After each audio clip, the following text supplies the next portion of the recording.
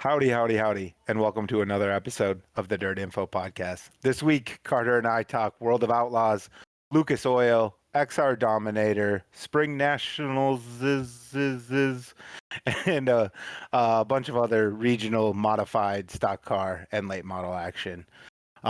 If you're seeing this, you probably like talking about the same stuff Carter and I like talking about, which means you should give us a like, a follow, a subscribe, whatever it is on the platform that you're seeing this, just hit that. You'll see more stuff like us and just more stuff like we like. So it's a win-win for everyone. Thanks. Also, Carter, I know that this doesn't come out till Wednesday, and we try not to say when we're filming, but I want to point out it's 60 degrees today where I am. And that can't mean anything but good things to me. Racing is going to be starting soon. My kids are going to be playing baseball real soon. I have to run a kid to practice tomorrow for baseball. So I'm saying all of that to say that this show, if you've been watching, may look a little bit different as we get into the warmer months, racing season, and all of that. I've got two teenage boys who play sports. Carter has a job in racing that takes him to the track almost every weekend. And so we're going to probably talk a lot more about the stuff we do. So, Carter, I don't know if you want to give us a peek a little bit at some of the tracks you hit up most frequently as racing season gets started, or maybe, heck, where are you going in a couple of weeks? Something like that. Just give them a little taste or flavor. I can do both. In not this weekend, but the week after, I'll be at Makokata Speedway for the Nippy 50, which I went to last year, and excited to go back this year. But then after that, from that weekend till the last weekend in October, I'm at a racetrack every single weekend. Usually at least twice a weekend. But then I'm usually at Luxie Raceway on Friday, where I stream at, and then Saturday at Plymouth, where I stream at. And then I also picked up some dates at Angel Park Speedway on Sundays, so most of my weekends will be booked. And then if I'm not streaming, I will go to wherever's racing that's usually closest to me. So my off days are usually spent at racetracks. So yeah, I'm pretty busy, but I mean, at least we can still talk about racing. So just Yeah. not some of the stuff we're normally talking about. Right. We're going to talk about exactly that, right? The things you saw, the cool stuff you saw, the things you experienced. Same thing for me. My tracks are opening in like 3 weeks or 2 weeks or whatever it is. But Princeton's opening on the 5th and Ogilvy on the 6th of April. Like racing starting soon. So, yeah, I mean, I hit up those places frequently. I'm wherever the USMTS, Woo, or any of the other traveling series are in my area. So, Deer Creek, MTS, the like. So we're just going to talk more about that and the stuff we follow. And I think it's going to be a very similar vibe to what we've been doing now. If you've been watching us for, when we give a little bit of news on mods and stuff, we'll probably squeeze that in still, but it just may not be at the frequency and at the depth that we've been able to do now because there's only so much time in a day. But anyway, the structure will still be the same. We're going to talk about what we watched, then what we're looking forward to watching, and we'll leave you with one for the road. And we'll squeeze some news in along the way. But Carter, what did we watch this weekend? Well, Friday was spent watching the World of Outlaw late models at Smoky Mountain. And then obviously Saturday, they canceled, I think, like 5 minutes after the show ended Friday night. They were talking about it after the interviews. Um, but then I watched a lot more sprint car stuff this weekend. I saw both World of Outlaws sprint car features and then the high limit feature on Saturday, which took them forever to get in. I think Thursday they rained out, Friday they rained out, and then finally got it Saturday. But that's pretty much all I watched. Oh, I did watch a little bit of Big Blocks too, because they were on during the day. So Oh, right on. We had talked about that a few weeks ago. It turns out that just middle of the day on a Saturday in March, and you'll watch Big Blocks for I a would little bit. pretty much anything. If it's on during the middle of the day, I'll probably turn it on. I'll turn on asphalt during the day. I mean, anything I can find. Right on. Yeah, I caught the highlights of that race. I don't know how much of it you watched. You said you watched a little bit, but I saw the highlights. It looked like a heck of a heck of a race between Stewart or Stour. I'm not quite sure how to say that, and Shepard. They were in lap traffic coming to the checkered flag, and Stewart held them off. I mean, just it was the last 5 or 6 laps. Shepard was just all over him. So anyway, that was kind of neat. I was going to talk about that anyway, but now we can skip past that. Can But we mention one thing from that show? Did you see the video of the tow truck that rolled over there? I didn't. I heard about it, but I did not see it From yet. my understanding, it clipped. So obviously the tow truck goes in the infield, and a car was also like crossing to go to the infield. And the tow truck, I guess, clipped, like, from my understanding, like the left front of the car as it was trying to fly into the infield, and then it just tipped over and Hmm. right into the entrance of the infield. But I've never seen a tow truck roll over before. I've seen No. videos and pictures of water trucks and stuff, but never a tow truck. Yeah. Yeah. That is the first. Everyone was okay, I assume. I Yeah. think I had So heard that. Yeah. It's just we always got to mention that. But yeah, I've never seen a tow truck flip. Nope. Um. So the World of Outlaws, I caught most of that one. That was like I did want to touch on. Bobby won. We had mentioned a few weeks back, or I had mentioned. I should not put words in your mouth. I had mentioned that Bobby looked a little bit slow at Volusia, and he comes out and I mean puts it on him for the most part. JD made it interesting in traffic, but I mean it was a rubber down racetrack. Only so much you could do. yeah, I think them two in the heat also like had a pretty close heat race. I actually, I think I typed in the Discord like the heats have been pretty boring, and then literally right after that, JD like almost got Pierce at the line, running the middle, like close heat, and I was like, okay, it's a little interesting now. But yeah, them two pretty much were keeping the racing good in my opinion throughout the night. If it wasn't for them two, it was fairly boring. So Yeah, I agree.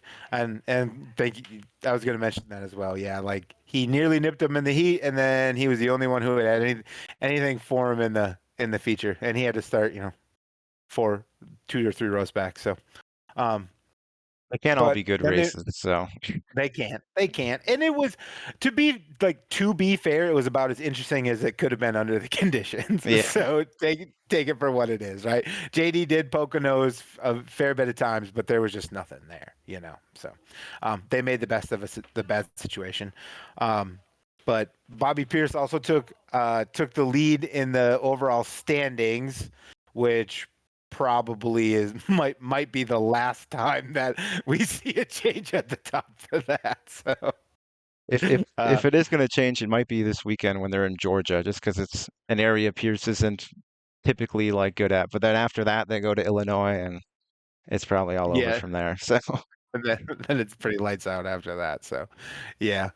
Um, so interestingly enough, Ricky Thornton Jr. still sits third in Woo standing. So he's also correct. I would need to be corrected from last week. He's also third in Lucas standings.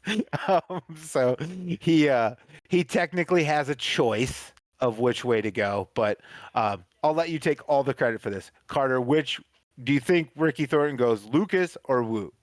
Lucas, I don't think there's Yeah. any chance he goes woo. Right. Exactly. It's not really a choice. Although uh, greedily, I want him I want him to go woo so we can just have him and Bobby all summer. That's Oh yeah, even like when they said when he was running the Chili Bowl and he was like, depending on what happens during his qualifying night, we'll decide if he comes back Saturday. I was Mhm. hoping he would go back Saturday and Lucas would race strictly for Bobby and RTJ all summer, because then he would have to run Woo at that point. But now I Right. don't think we're going to be seeing that. And I know he has some like sprint car stuff planned or whatever. So I don't know if like even if he wanted to run Woo, like he might have stuff planned for Lucas off days when Woo would run, and it Yeah. could mess up a whole bunch of stuff at this Yeah. point. So But what if he had planned this all along?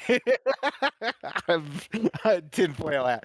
I'm kidding, of course, but just selfishly, right? Um, what if? But it's not. It's not. He's definitely going Lucas. But maybe next year. There's always next year. Maybe they'll schedule it so there's the same conflict, and then Lucas will actually go. And I don't know.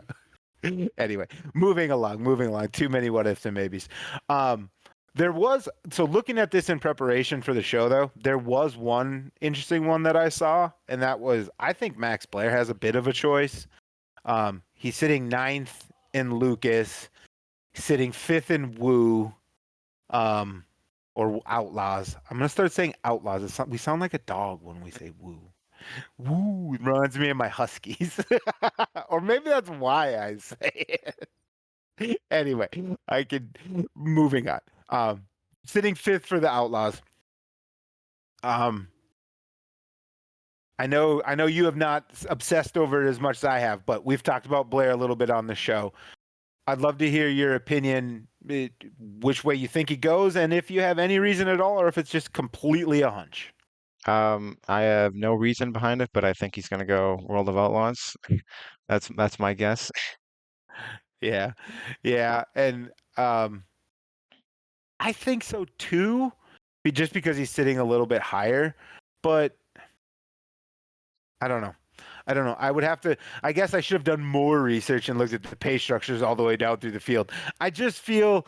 I don't know. He looked like he ran so well with Lucas. I felt like in speed weeks, and I know he pits with Thornton and everything like that, and so I thought maybe he might have a Yeah, chance to squeak in. I think they are good friends, so that could be one reason he stays. Lucas is just, I mean, it's a lot more fun probably going up and down the road with someone you're friends with. So Yeah, yeah. I mean, just kind of like, kind of like talking racing. It's more fun to talk with your friends about racing. Yeah, but I agree with you. I think that's one of the small factors. I think he might go the other way. I also think that looking kind of at after the big three of Thornton, JD, and Moran, there's a chance he could slip into that top 4 or 5 or whatever they do, that NASCAR thing that they do. 4. 4. But if he slides in that, that's a big payday. And just And then they at that do. point, I mean, he could go from 4 to 1. So Yeah. When they race, I feel like Lucas is in Pennsylvania a little bit more. I could be wrong on that. I've never compared the two. I just feel uh, like their footprints they that go to direction more. Port Royal and the Pittsburgher, I think is still on the schedule. Um, Yeah. I'm not sure where else they go there in that area, but I don't have Yeah, and I the feel like schedule they're in like memorized yet. So yeah, and I feel like they're in Ohio, Indiana, and maybe Max had never raced there being in PA, but it feels like it's closer or similar or something. I don't know. I just get a vibe that schedule's a little bit more to his advantage, but I could be making it up. That's just Josh's opinion from watching, racing a bunch. But so I don't know. I think it's a Lernerville, real choice.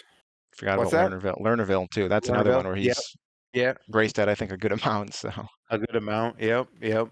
So yeah, I guess there's a chance he would do the counterintuitive thing and go Lucas because the schedule plays in his favor more, or his buddy's on tour, or there's a shot at more money, or any of the three. I just think there's a little bit of a chance. So that was the one that stuck out to me. But anyway, so yeah, Lucas runs this weekend too. As you mentioned, World of Outlaws goes to Georgia. They're at Swainsboro. Lucas is. Oh, it's Atomic, those Doom shows. Atomic and Brownstown, Yeah. which yeah get rained out. It seems like a lot of the time. So Yeah. Yeah. It feels like every year they get rained out. It's like the unofficial extension of the off season. I actually looked at the weather. I know it's a week out, but it looks like it's raining Saturday in both places, Thursday in Ohio. So it may suffer the same fate. So maybe I might be ranting and raving and making predictions over nothing. But um, but yeah. So those are those two shows. Um, Running through a couple other small results because we talked about it last week. Comp Cam's Timmy Culp. That's the name I was watching run USMTS to start last season. Is in a GRT house car. He won with Comp Cams at Springfield. Jake Tim, my boy Jake Tim, was on the podium at that show. So he,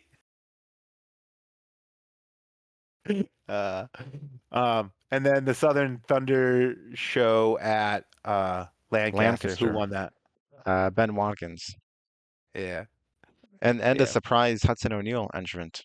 There was that there yeah, too. I was not yeah. expecting that. Mm-mm. So Tim went one. Tim went one direction to race, and Huddy went another because Huddy was at Smoky Mountain too. Yep. Um, yeah. So he ended up finishing third at that Troutman show. was at Lancaster too. So, Yep. Yeah. but I think Just he was in the Rumley car, and they're located in I think the Charlotte area. So I'm guessing that's part of the reason he was over there. Hudson. Yeah, Yeah. Hudson. Yeah, Yeah. Yep. Yep. Yeah. I assume so. Um, more R&D time. So if they exactly. want to run the car, go run it. I think anytime you can run a race with Kevin Rumley as the crew chief, you're better off for it as a racer. So yeah, even if you have to jump in the back, I think they open trailer that on occasion. So even though you have to jump in the back of the pickup and ride 6 hours a race, it's worth it.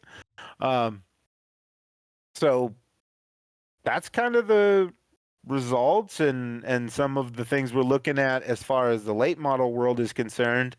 Um, there is a big mod show this weekend. Oh, you're talking The about XR.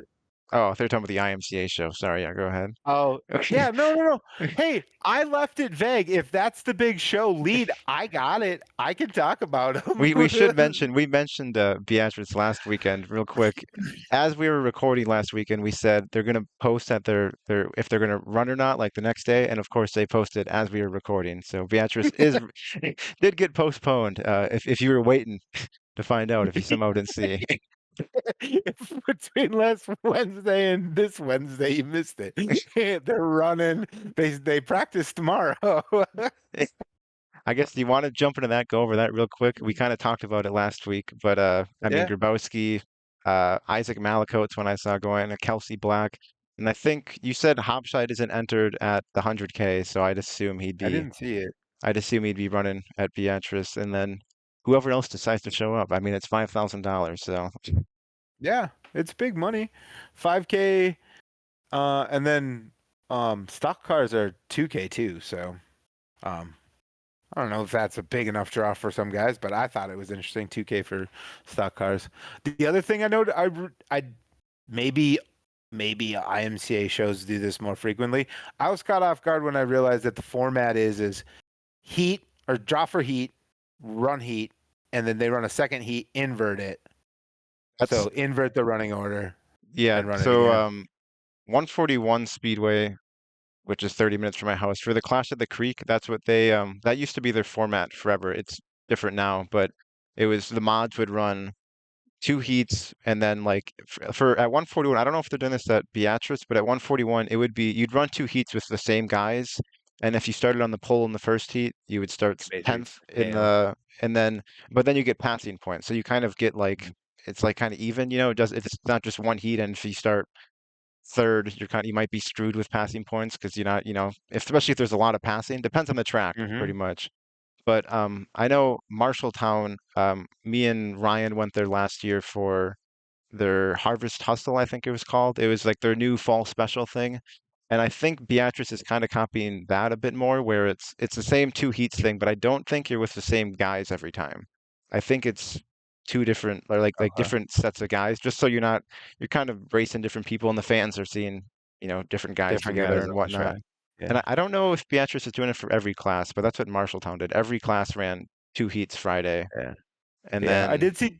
B's Yeah. features Saturday. Yep. I did see. So two heats. I just have two heats written down, and then the top six lock in. So Okay, yeah. yeah. Yep. And then B's and features the next day. So kind of a cool format. It reminds me a little bit of like the way the USA Nationals Yep. used to do it for forever. Yeah. Which I don't know if that works for late models as much. There's not as much. Eh. I don't, I Anyway, don't, I I'm don't not gonna mind. get I don't stuck in that. mind the format if you have enough cars, because I've seen that Yeah. format with like not a lot of cars, and it's like on Saturday, like say like I've seen it where like 10 lock in, and say there's 16 cars entered in that class. So you're then on Saturday you're watching a B main with six cars, but all six transfer. All it is just lining up It's kind to of it's just, order.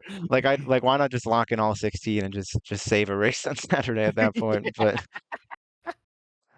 Yeah, that's pushing the limits. But yeah, I agree. If it, and I feel like in IMCA racing too, that there's just more passing. So like yeah, it I the I I the would agree. yeah.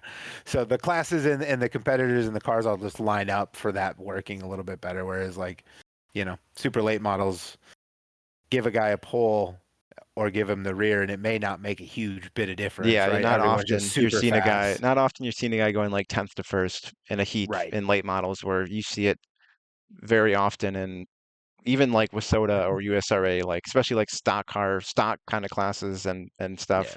Maybe not as much in the mods, but like you'll see a guy go 10th to first very often. Yeah. Yeah. For sure.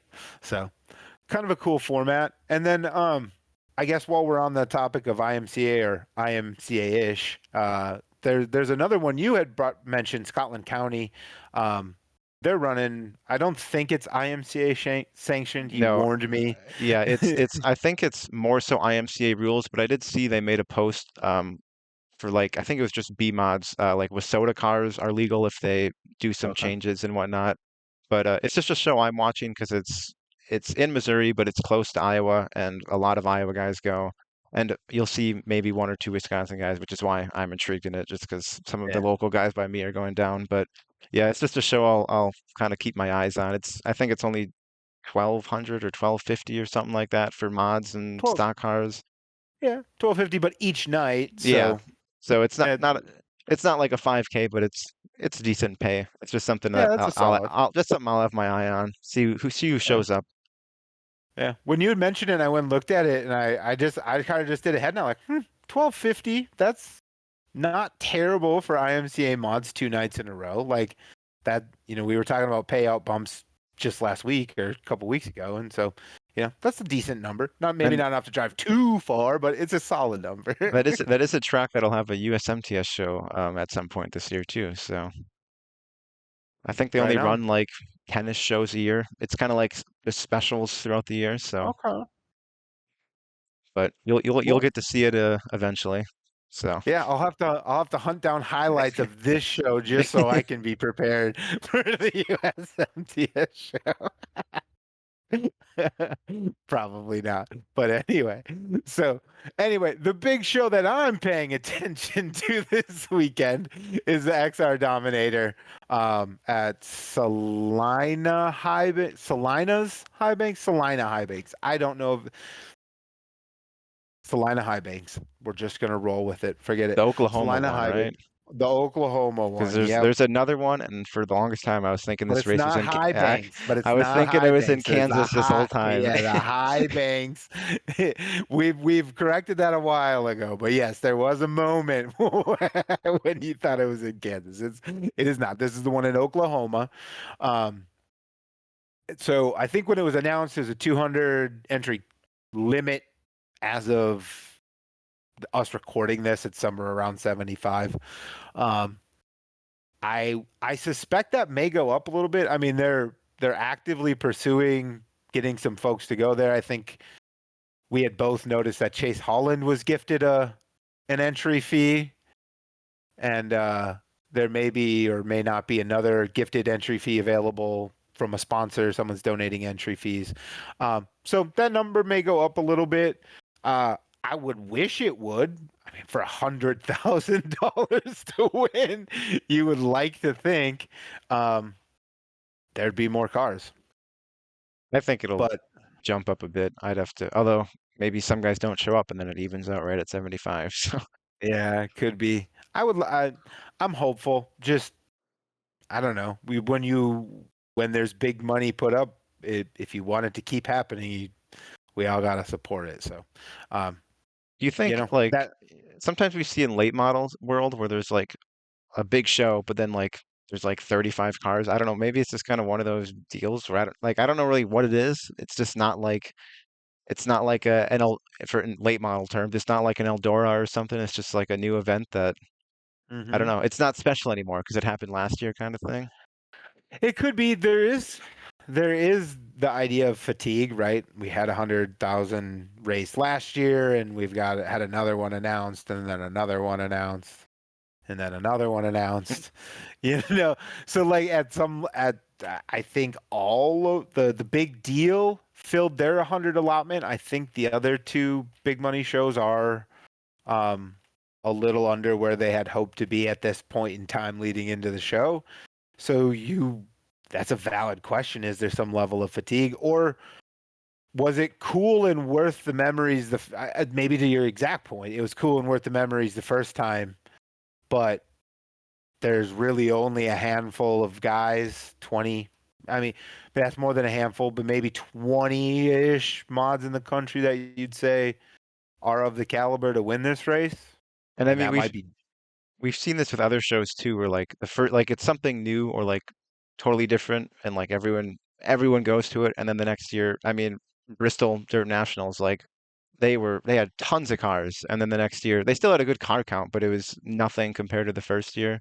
And like yeah, sometimes a show like that continues to be special, like Gateway, and sometimes it just doesn't work out for whatever the reason is.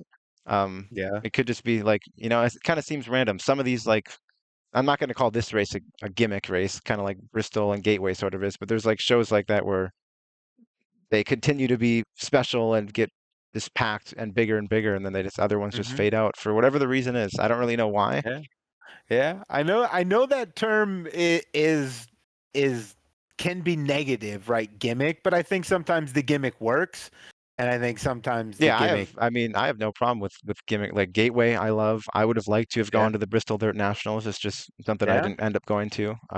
hmm There's a lot of shows like that. I feel like that end up. I mean, I don't think it's a negative at all. yeah, But I knew what you mean. yeah, People will hear the term gimmick and not like it. But yeah, I don't mean it in yeah. a negative way. Yeah, no, and I don't think it should be taken that way. I think if you can lean into the idea of your you can flip it and just call it novel, right? Something that is novel or different that you can only see, but in a narrow way. It's the same as a gimmick. But anyway, we're parsing words. I think there's a place for that, but like, yeah, with the 100K race, I there also stands the chance that you may not be able to get the max entries, but this race is still profitable by fan turnout, streaming revenue, people wanting to see it. Like, I'm interested because I'm going to throw out some speculation just to lead off. I'm personally interested because I think there's a chance you could see a Kate Dillard sighting, which would be a bit of a surprise. A week ago, you wouldn't have thought that, but you know, things happened and now that could be a possibility. But even outside of that intrigue, even if he didn't show up, there's still, you've got Jim Chisholm, Kyle Strickler, Mason Ziegler, Chase Holland, as we mentioned, is coming through. Tyler Wolf, Tim Ward, I saw was on the card. There are names from across different sanctions and areas coming to battle it out, and some of these guys are the absolute best of the best.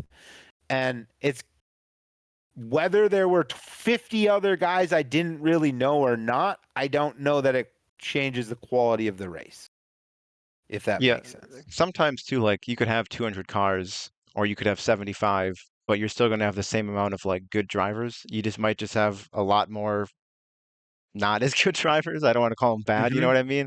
Like you might just have more cautions with 200 more cars and Yeah. or with 200 cars, and but like the same 20 guys are still going to be the ones in the feature either way.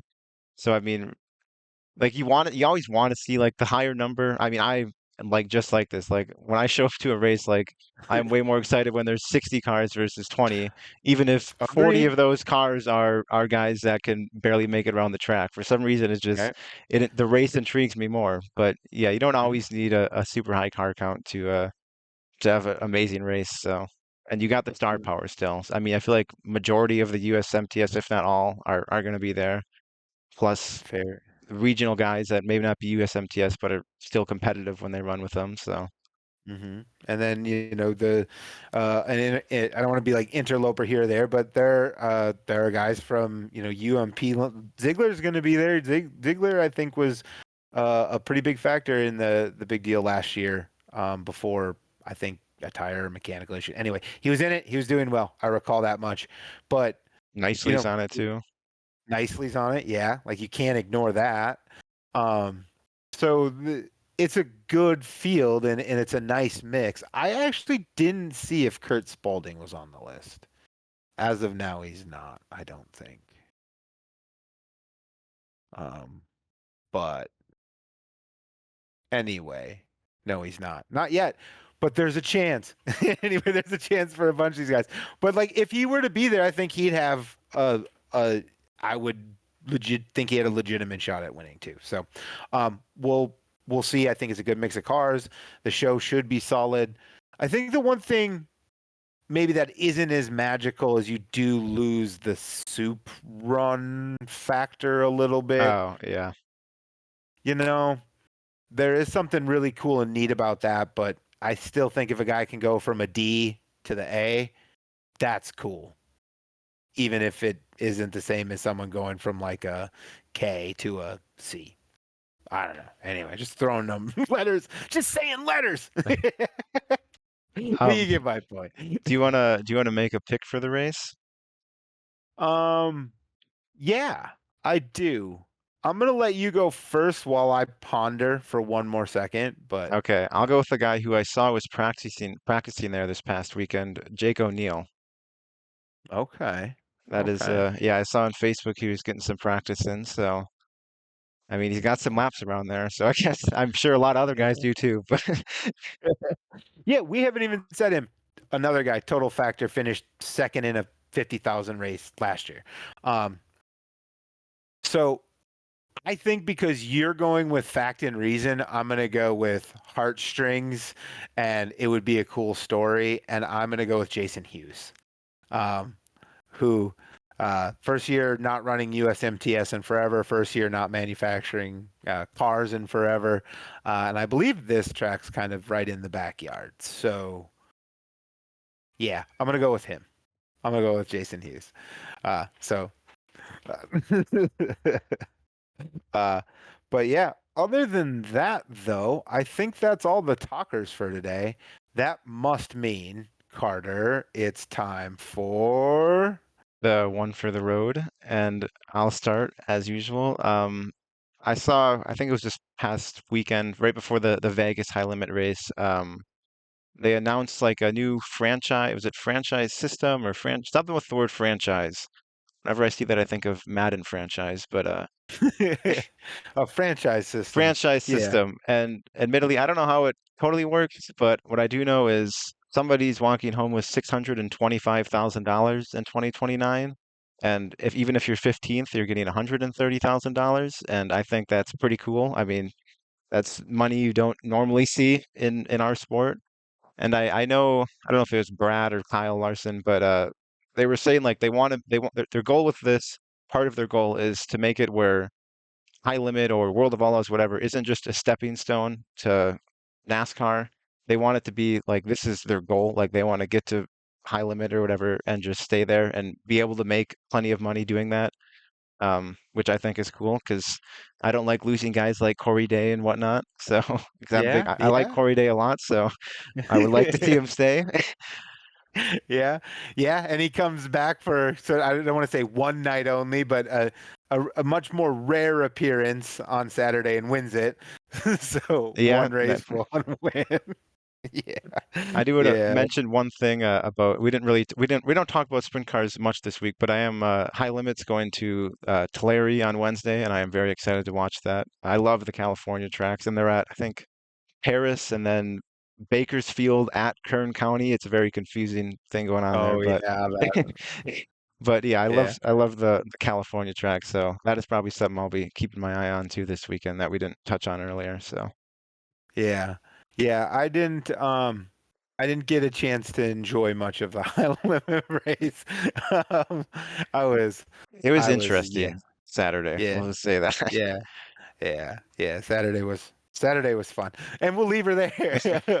Um, but yeah, on that franchise thing, like, admittedly, I'm not gonna pretend I know a whole bunch. When I hear it, I always think franchise tag from like Madden, or not Madden, well, Madden NFL. obviously, but the NFL. But yeah. But no, I do think it's kind of cool, like the idea that you can earn the spots to what they gave out 4 or 5 of these last year. I think it was supposed to be 5 and it ended up being 4 of these spots. And now they're going to give out 6 more this year. And I'm unsure if this year it's based on a rolling 2-year performance or if it's just going to be the top 6 finishing guys that don't already have one. Unsure, kind of irrelevant in a way. I just think it's cool that they started out and they attracted some good talent, some good guys, and those guys are being rewarded for kind of putting faith into it. They got these franchise spots, and then it doesn't pay out this year. I don't even know if it pays out next year, but at some point it's going to pay out. It's going to start paying out good. Yeah, 2026 it starts. And then in 2028, they add another 5 more franchises or whatever. So the first 2 years, it's 10 franchises that get paid out a ton of money, and then 5 more. And they keep adding money from 2026 to 2029. Because 2026, the winner gets 425,000. And by 29, you're at 625. So yeah. So it progressively goes up, and again is rewarding staying there. And I'm assuming there's probably some things that can happen with these. They can maybe be sold or traded, or you can sell them. I don't know exactly how it works, but I know you can sell them however that works.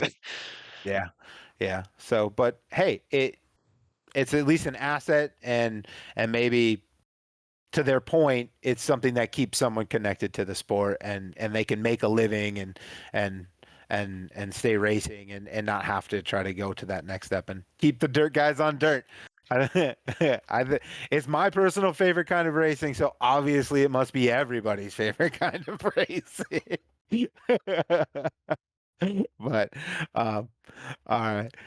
Well, I'll go next. So mine's a little weak, but you had brought up food a couple weeks ago, and you said you couldn't really think of a topic, and you were daydreaming about corn nuggets. Well, I'm gonna go the reverse. So I'm wearing my my Tyler Carpenter / Marty McFly shirt that I picked up. It's green because we're filming this on Monday and it is St. Patrick's Day. But saying all that to say, I made the most bomb corned beef and cabbage right before we filmed this. And I don't know if you like corned beef and cabbage, but this was my best one yet. And so, like, I wanted to just find a way to worm in that I crushed corned beef and cabbage this St. Patrick's Day. So it was so good. Oh man. We just did it in the crock pot.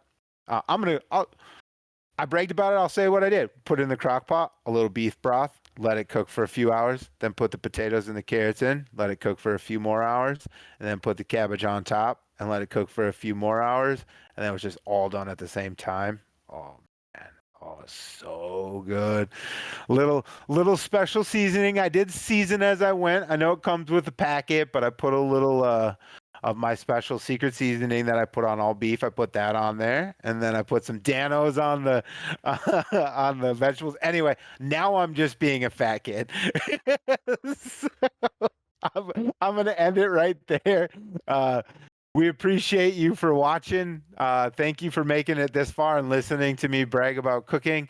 We'll see you next week. And again, like, share, subscribe, tell someone. We appreciate it all. Thanks so much. Bye-bye.